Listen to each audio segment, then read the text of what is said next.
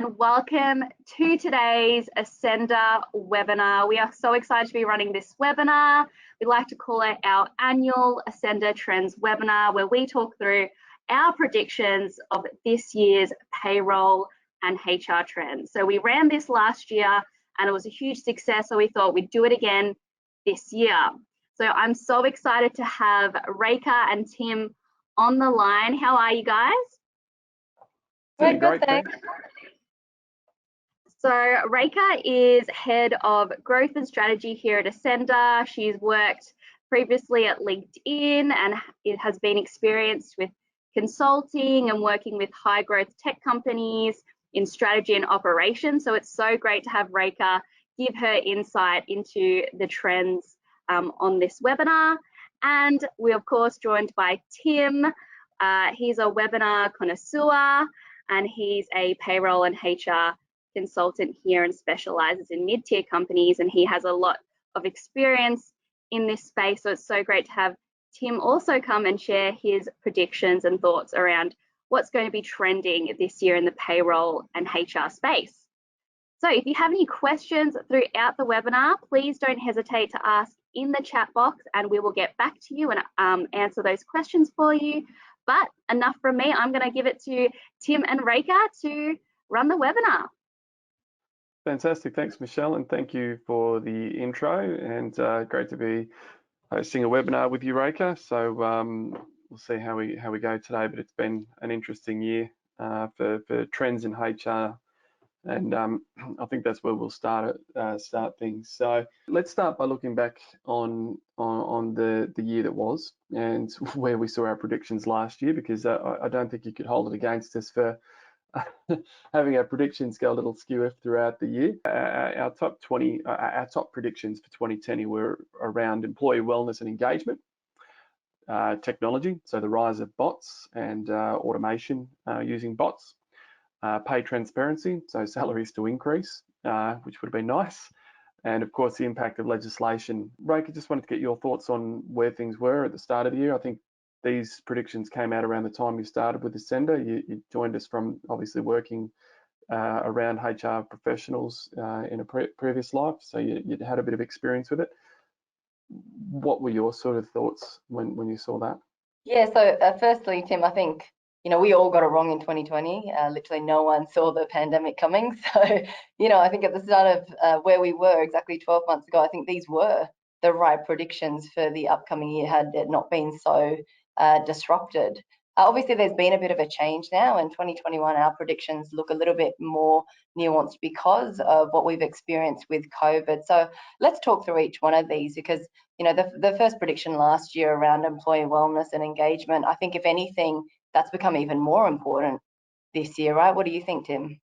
Yeah, well, I mean, if we skip down to our 2021 predictions, employee wellness and engagement, I think that's one that we did get right. I don't think we got it right for the right reason, though. Employee wellness and engagement's been a hot topic for a long time now, but we've realised the value of our employees.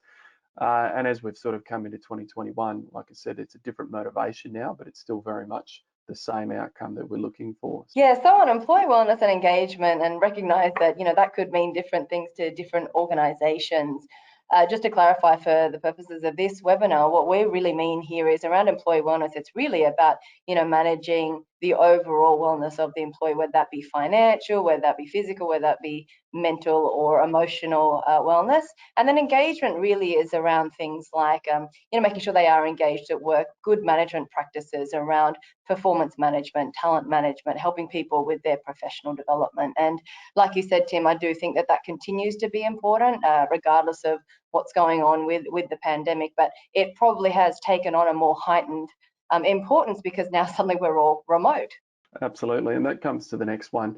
When we look at our predictions for 2020, which was the technology-focused prediction, which is the rise of the bots. What we're talking about there is putting more automation into products, in particular payroll. We have quite a bit coming up ourselves with Ascender on that, but it is a real focus on that technology and those advancements and using these bots to sort of maneuver through systems a lot easier. And of course, that's given way now from a technology point of view. Good segue there to remote working. Yeah, absolutely. I think, a year ago when we thought about technology, it was really driven by efficiencies, right? How can we do our jobs better and faster? I think given everything that's happened in the last year, it's actually around, we have to use technology. It's become a must-have because we're all now remote working, and the amount of technology adoption that's happened in the last year has just been phenomenal, right? People have just had to get on board with, video conferencing, just like what we do, when we communicate on an everyday basis, and other technologies as well, just to make sure we stay connected, because even though we're physically apart, we still want to be able to work and collaborate as closely as we did before. The third point there was around pay transparency and people really looking at taking advantage of a strong economy in Australia and in the world, and salaries to increase, and obviously that's given way now to people just happy to have a job. Yeah, definitely. It was interesting. I think there was certainly a movement, and I think it's very much driven a lot by our millennial generation as well, around this push towards transparency around pay. And obviously in certain countries, particularly in Australia, there has been wage stagnation over the last 5 years. And so, that was very much a hot topic at the start of last year. As you said, we have had economies around the world significantly impacted by what's happened, and there's been a real shift, and we haven't seen this kind of shift in such a long time, from wanting more out of jobs and being really active on the market, to suddenly job security and wanting to make sure that you have something in such times of uncertainty has been a huge shift. This is probably one of the biggest shifts that we've seen over the last year, and we'll talk about it a little bit more in a second. But what we've also seen is pay has really become secondary to the fact that now we've got a whole lot more flexibility as well. So as you said, remote working is also linked to engagement. Well, also some of the pay is also linked to the remote working as well. So we'll talk about that in a second. And also, I mean, these two sort of go hand in hand with the impact of legislation. At the start of last year, pre-COVID, we were talking about annualised salary. I think from early last year, we were doing a bit of a tour around Australia with the Sender and TAPS going through the legislation. And then I remember the week after that finished up, all the offices shut down and into COVID. And before we knew it, we were managing government stimulus and subsidies, and in came JobKeeper, JobSeeker, a whole raft of different changes that we had to quickly move with to maintain our workforces. Yeah, I would say that this one's gone from, it was already quite complex with the introduction of new legislation, to now extremely complex, right? With exactly what you said, all these different stimuluses and subsidies, it becomes really complicated and hard for people to keep up with. And I think it's really important that, people get the support that they need, so that organizations can make sure they're getting, what they can actually get from these things. All right, so we'll go into trend one, and that is remote working here to stay. Says me working in my home office today. As you can see there, 37% of Australians are prepared to work from home now. So in Australia, it's quite a bit more prevalent. I think that's got a bit to do with the geography of the size of our cities, because it's an hour commute for me to get into the city, so it works quite well. But what we're finding is the common theme here is that remote working is here to stay. And while it was out of convenience last year, what we've actually found is that when we have to, we can actually be quite productive working from home. I don't see, even when we get back to 100% capacity, that we will ever be back to a fully engaged, everybody working in the city every day sort of environment. Yeah, absolutely agree, Tim. And, from my own personal experience, if you'd asked me this time last year, would you like to work from home? I was very firmly in the camp of no. I like to come into an office. I like to interact with people. I didn't mind the commute. And I genuinely thought that if I sat at home by myself working, that I would be quite lonely and not actually want to work from home. Now, having done it out of necessity last year, and for me, it was a bit of a revelation, realizing that actually I can be productive, and I actually do enjoy working from home. I didn't feel lonely, probably because we still continue to have a lot of interactions across the teams, and even more so, I think you overinvest in that, knowing that everybody is remote. I actually have really come to enjoy it, and so I'm now in the camp of absolutely, even when things go back to the next normal, I will probably choose to flex for a couple of days per week, because I found that it just works. And you see that half of APAC workers are saving on expenses, spending less, and they're finding more time, about over a quarter, to spend with their family or me time. And I'm certainly reaping the benefits of that too. I think what's really interesting though is two things, and I think it's important to call this out. Firstly, that 1 in 4 workers are saying they're working longer hours. And so that is a little bit of a warning sign in terms of, that well-being piece that we'll talk about a bit more. Are we taking care of ourselves, or are we feeling pressured, to almost show up and show and demonstrate the productivity because, we're not being seen and there's not this element of face time anymore. The other thing I find really interesting in the survey that we did was that we found that 1 in 3 people would even take a pay cut to work remotely or flexibly. So it just, I think, indicates how much this has really been a desire of the workforce. But because we haven't really been allowed to sort of do it until now, it really hasn't come to the forefront. I feel like it's been a bit of a niche ask, but now it's going to be far more mainstream. And so, to the point, it absolutely is here to stay. And it is going to become a common expectation for employees, where Yeah, possible, of course. absolutely. So how to win at remote working? So as we say, it's a trend. It is here to stay as far as we can see in the immediate future. I don't think anybody would argue that. So how do you win at remote working, and how do you do it well? Rika, I'll throw over to you on this one because this is one you deal with quite a lot. You manage people not only in Australia, obviously in Melbourne and Sydney, but you're managing teams in Malaysia and overseas as well in Singapore.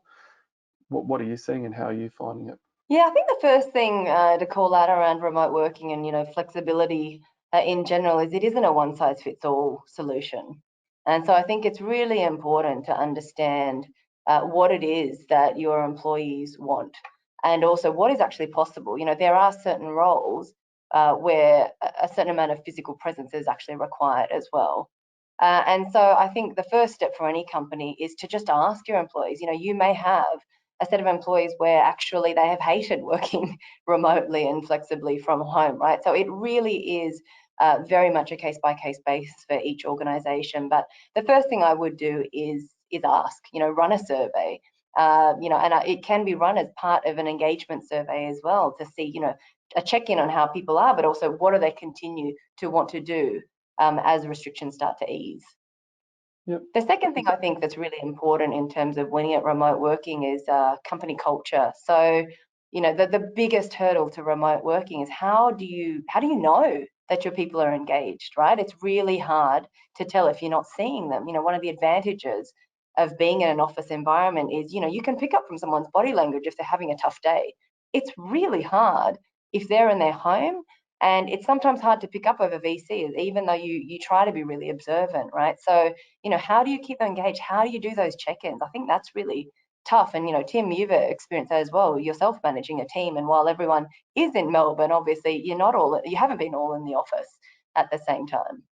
No, exactly. And as you mentioned there, and it sort of leads itself to the next point. Well, I was managing a team last year and still do in different parts of Melbourne, opposite corners of Melbourne. And of course, we were locked down where we weren't even allowed 5 kilometres from the house. So we didn't see each other for more than 6 months, except via video.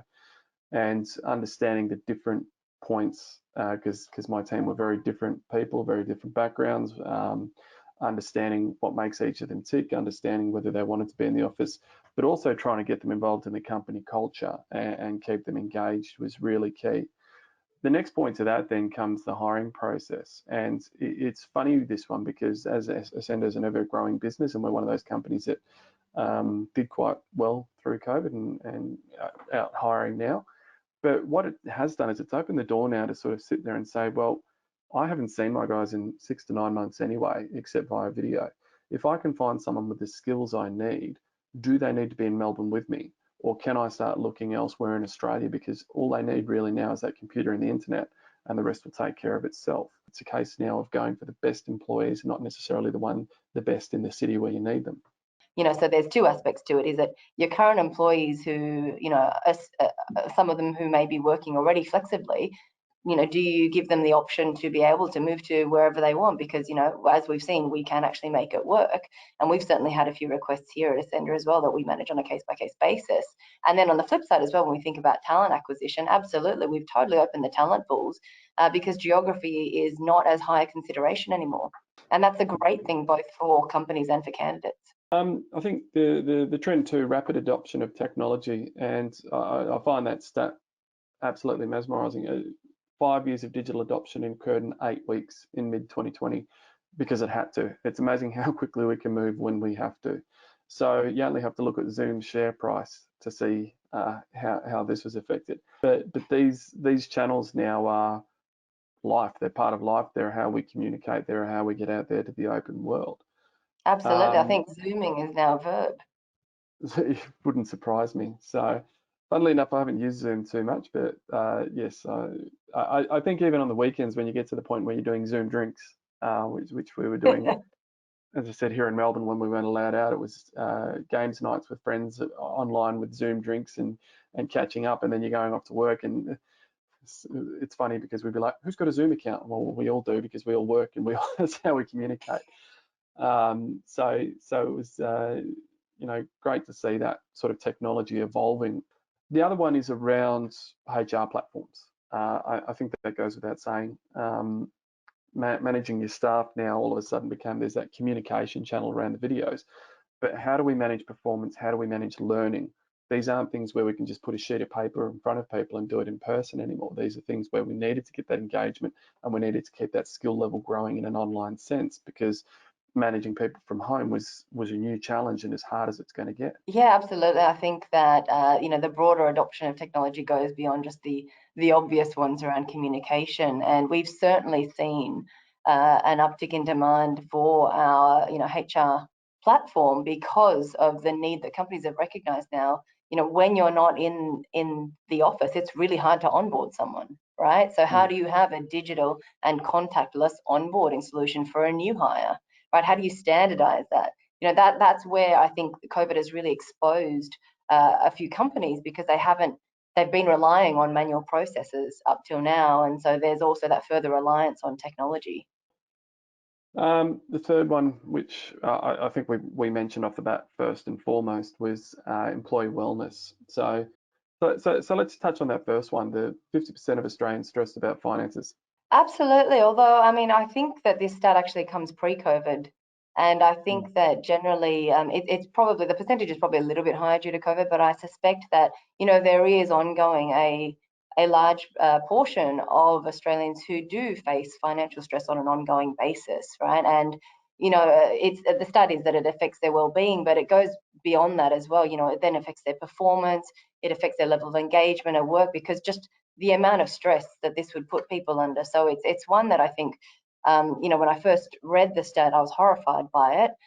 But I don't think it's just an anomaly of the current situation that we have now, and it's something that I think we need to raise further awareness of. But I've always spoken very highly of this next stat, which is around people recommending their workplace as a good place to go. And I don't like getting into a mentality, and I'd hate to see companies out there thinking, well, everybody wants a job now and security is the most important thing, so that's all that matters. They can just shut up and come in and do their job. I think it's still, like I said, we're so fortunate in Australia to have had our impact of everything going on in the world be quite minimal compared to the rest of the world.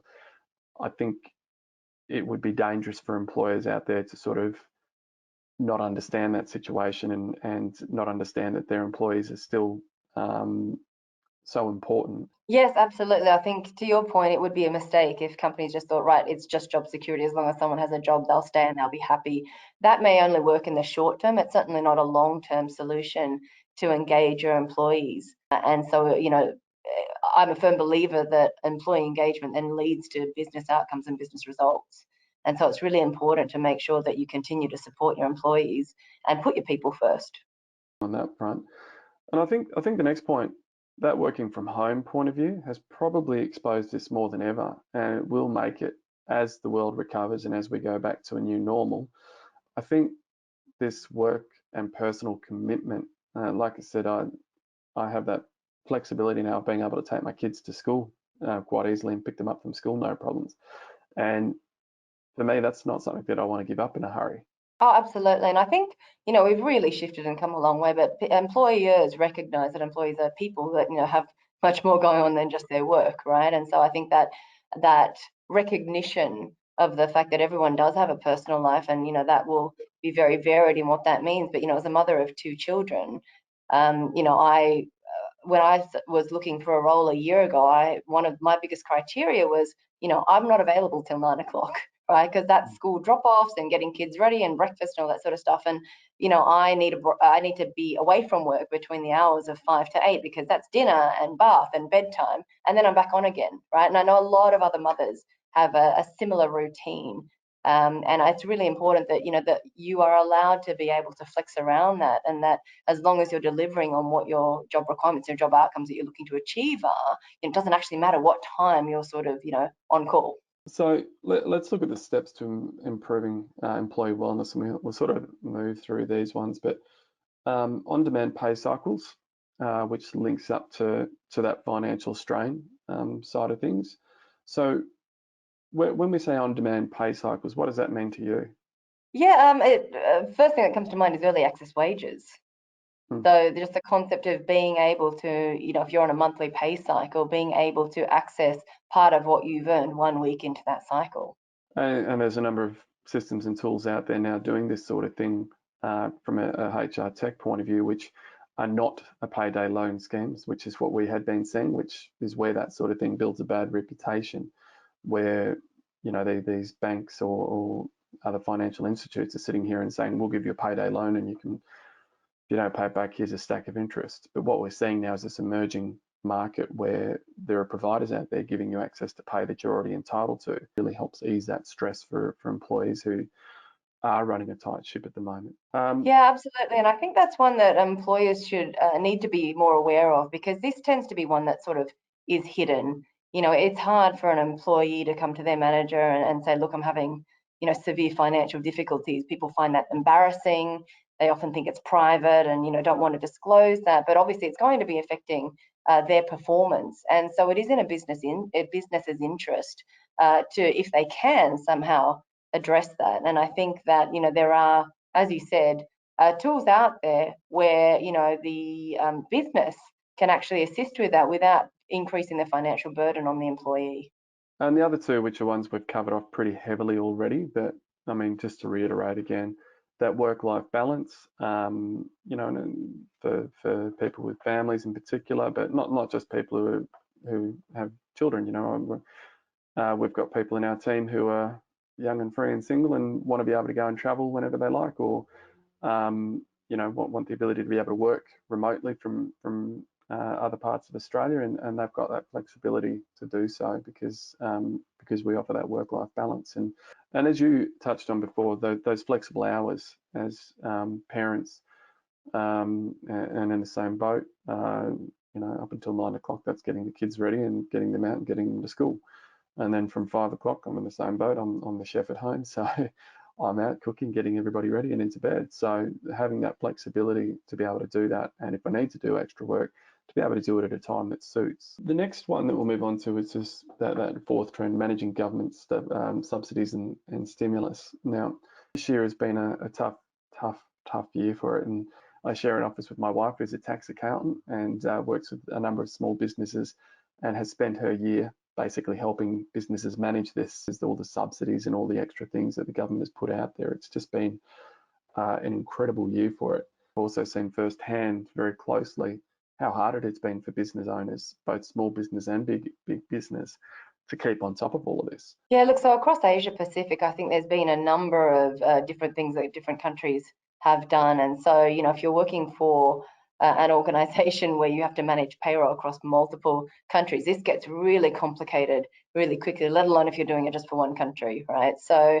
I feel for organizations because they really need to keep up with this, you know, all these changes that are happening, you know, almost real time, and puts a lot of pressure on our administrative teams. So, you know, the only thing I can say here is I think it's really important that companies reach out and get support, because, you know, we're a payroll company and we don't find it easy, you know, to navigate through all of these things, that's for sure.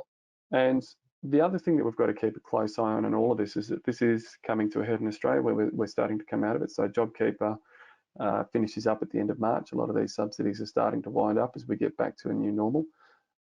But it's important for companies to be ready to adjust to that. And how is business going to look after this, and how are we going to manage as all of these subsidies are removed? So putting those plans in place now. That brings us to trend 4. How do you keep up with all of these changes and everything that's happening in the market? Rather than me talk through these, Roka, I'll throw over to you to sort of run through these and give your thoughts. Sure, thanks, Tim. Look, the first one is that what we observe with our customers and is best practice is making sure that HR and payroll teams are working closely together, because it is, like we said, a very complex environment. And so just making sure that both teams are up to speed and aligned is incredibly important. The second one really is around making sure that you've got a great relationship with your payroll vendor, and they can also keep you updated with changes. So, making sure that you've got access to the latest information. The third piece is really around industry association. So like TAPS and SHRI, we quickly spoke about TAPS just before, but making sure that it's another way to stay up to date on legislations and being able to access help and ask questions through a very complex landscape. And then lastly, staying up to date with what your country is doing, or the countries that you look after, and making sure that you're up to date on government regulations and IR. The last trend we covered off, Payrise giving way to job security. And this is one that we sort of touched on earlier on, where it was all about, getting those pay rises and getting those advancements and career advancements, and really being focused on job security. Yeah, we have talked about it a fair bit, but I guess taking in mind everything that we've discussed leading up to this, keen to get your thoughts again. Yeah, I think, in the near term, while there's so much uncertainty, job security will remain, a more heightened factor than what we saw probably pre-pandemic. But I think what's really important to call out is that, it is the uncertainty that's underlying this, and that has implications as well, because people in times of uncertainty, that can cause stress, right? And that can then lead to less productive employees, and therefore less engaged employees as well. So I think while pay rises momentarily are not as sort of a hot topic as they were 12 months ago, as the economy recovers, as we go back to normal, I do expect that job security will give way back to pay rises, and we'll see a flip in that trend. But in the meantime, I think the main thing that companies can do is make sure that they're adequately engaging their employees and making sure that they're meeting their needs as well. So I guess that brings us to what now? And what should you be doing as a HR professional, or as somebody who's working with employees within the organisation? Oh, look, I think, I can go through each of these logos, but it really is about, making sure you understand what's going on. It's do your research, get the data on your own company as well, right? It's data is key to making great decisions, and then really being focused on, what it is that you are trying to achieve or trying to fix within your business. I think that's, like we've talked about throughout all this, there isn't a one size fits all approach to making sure you're getting the most out of your employees. I'm interested in your thoughts, Tim, actually around the build your HR and payroll strategy piece. What is it that you recommend to your clients? Yeah, and of course I'm going to be a bit biased here, because obviously I sell a HR and payroll platform. But what I've always said is the first thing you need to identify is what's going to get you return on investment, what is going to help the business move forward. So not necessarily what I think is nice and pretty, but where am I going to get the most practical use? So when we're talking about engaging staff members, each business is unique in what their issues would be, or what their concerns are, or where they could make improvements. So you almost need to do a sort of SWOT analysis yourself of your organisation, and from there work at identifying, which particular areas is it around learning? Do we need to get people more involved with performance management? Do we need to run engagement surveys? And then what you should be doing is working with vendors like us, or like what I do with companies, where we'll put together a business case and say, well, look, based on the information you're giving us, we think you should be getting this sort of return on investment by using a tool like this, or using a system like this. And from there, you can build your strategy around that business case, because you've got a very clear goal in mind that you're trying to achieve. Yeah, I think what you said around doing that SWOT analysis is so important as well. Really understanding your own company, and then that second point on what are you trying to achieve, I think is critical to making sure that the project is a success. The last one around get your... Sorry, go on. I was just about to say, and get your seat at the table. Yeah, to say look, on get that? your seat at the table is one that I'm particularly passionate about, because I think we've seen an evolution over time in terms of the recognition importance of the work that people and culture teams do, right? And I think that, now it's very much a part of the C-suite, but I don't think that was always the case. And so this concept of being able to have a seat at the table, the recognition of how important talent is to businesses overall, I think that we've seen a huge shift as we move particularly into a more service-driven economy. And so I think it's really important that HR has a really strong seat at the table, because your people are so important to you. And agreed that that shift is starting to see HR leaders now in the C-suite, and if they aren't, they should be, because it's a department, as I said, that I've always believed HR can have the single biggest impact on a business of all departments, because they manage the biggest asset of any department to the business. So make sure people understand that, and that comes down to building your case and building what you do in payroll, because building what you do with your payroll and HR strategy, because by having those goals, you can actually show executive how important what you do is. To round off, the 4 trends that we expect to see in 2021 really are a continuation of that remote work that started last year, and continued increase reliance on technology. We are expecting to see employee wellness and employee engagement continue to be really important in 2021, and I would put out my own personal prediction that that is going to be a theme over the next 2 or 3 years, to be honest. And then that legislation is going to remain pretty complex this year, both new legislation coming in and, as Tim said, legislation coming off.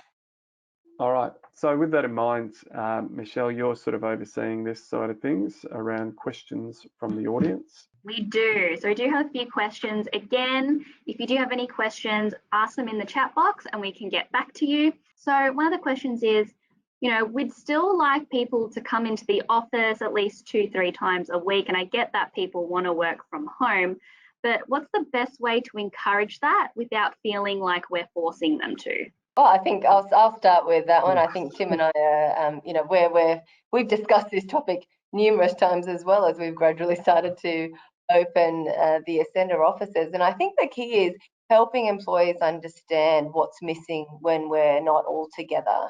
And I think it's those interactions, those physical interactions in the office when you're in the same proximity, where you will have somewhat random conversations, but they will spark ideas.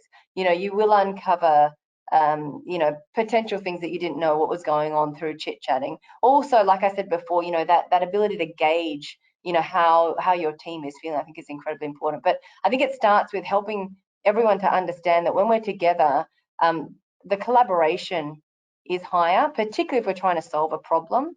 Being in the same place is incredibly important, but also stressing that we're encouraging it and we're actually not asking for it, for the full time. Like, we're not asking to go back to previous, but we do encourage having, that interaction, because I think that social interaction is also really important. Now, mind you, having said that, if you have someone who is very anxious about, that close proximity, and certainly I think that's something that we'll find, is that we're not used to being in crowds anymore, and we will find those situations a little bit uncomfortable because we've been, physically isolating for a while now. That's also something that needs to be addressed and, dealt with on a case-by-case basis. If I had someone in my team who didn't feel comfortable for health reasons, I would say we would like you to, but again, leave the decision with them. What we try and do is encourage the teams to come in together as teams. So the day you come in with your team. And it's sort of that excitement and that collaboration of being able to see your friends and being able to do that teamwork, rather than just randomly coming in and not knowing what's going to be happening in the day. So we sort of set a goal and an agenda. This is why we want to be in the office today, so that we've got pretty good expectation. And I totally agree as well around that, picking that day. So our day here in the Sydney office is Tuesdays, and it does make a difference, because knowing everyone's going to be in, it does create a bit of a buzz and a bit of an excitement. I have come in on other days where no one's been around, and it's not a great experience being in the office by yourself. So I highly recommend that strategy too. One last question, as we're running a bit out of time. Again, if you do have any questions, I'll say it again, ask it in the chat. But if we do start hiring interstate and even potentially overseas, yeah, what's the best way to onboard them? What does that typically look like when done online? It is more the norm now than not the norm, if that makes sense. So doing paper forms and when I say manual onboarding, I'm not just talking about sending paperwork to somebody in an envelope for them to fill out or coming in to fill in all the tax forms. I am talking as well about emailing them those forms that they need to print and then sign and then scan and send back, because to me that's even more difficult than having the forms put to them. Nowadays, onboarding is very much expected, or a lot of organisations would expect that it would be simply log on to a secure platform where you can complete tax, super, banking in Australia or relevant forms in other countries, and have that information come back in a digital format. So from the new employee point of view, they can get through that process pretty quickly. And then, of course, all of that information would then feed back into your payroll in a digital format. So I think it's, as I mentioned, become more the norm now. Back when I started working in it back in 2013, it was still very fresh and still very new. We were trying to convince people that this is okay. Nowadays, it's very rare to come across an organisation that doesn't have a digital onboarding platform. Thank you for answering those questions. And if you do have any questions for us, we'll get back to you as soon as possible. But again, thank you so much to Reka and Tim for running this webinar. I hope you all got a good sense of what are the predictions and the upcoming trends that are coming up, and some actionable tasks you can do now from this webinar to be able to be ready for those trends and predictions coming up. So after this webinar finishes, we do have a survey which we'd love you to fill out and give your feedback and tell us what topics you want to hear in the future, and that can help us out with future webinars that we can run that we can help you out and you'd be interested in. But again, thank you to Reka and Tim, and I hope to see you all in the next webinar. Thanks, Michelle. Bye. Thank you.